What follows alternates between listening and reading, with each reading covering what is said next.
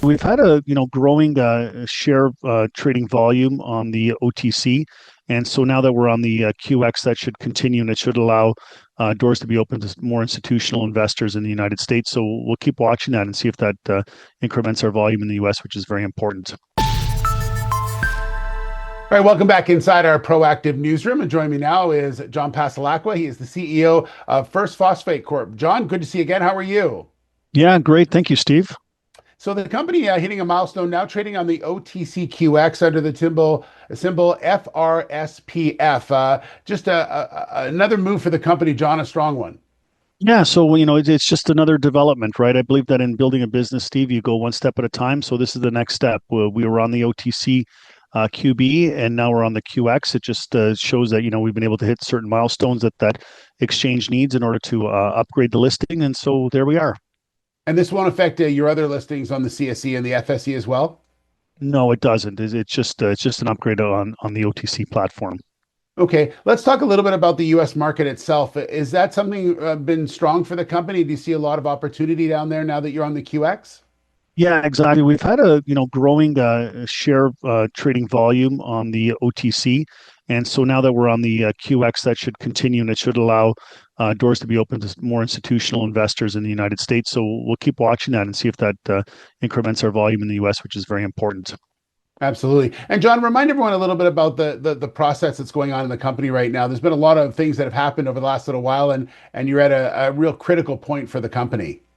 Yeah, so recently, Steve, we've raised about $8.5 million in the last couple of months, which allows us to continue down the road of our feasibility study at our igneous phosphate mine at Bégin-Lamarche in Saguenay-Lac-Saint-Jean, Quebec.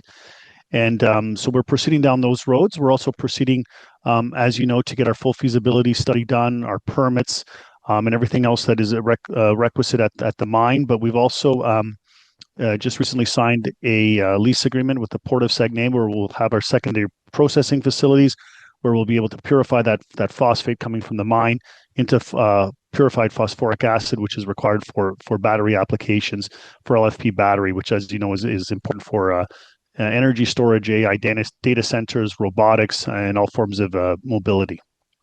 And John, really quickly, what will the fall look like? I know you're getting ready for some things happening in September and beyond. So what will the fall look like for your company? Yeah, so in the fall, we should be putting out more of our results on the definition drilling that's occurring at Bégin-Lamarche.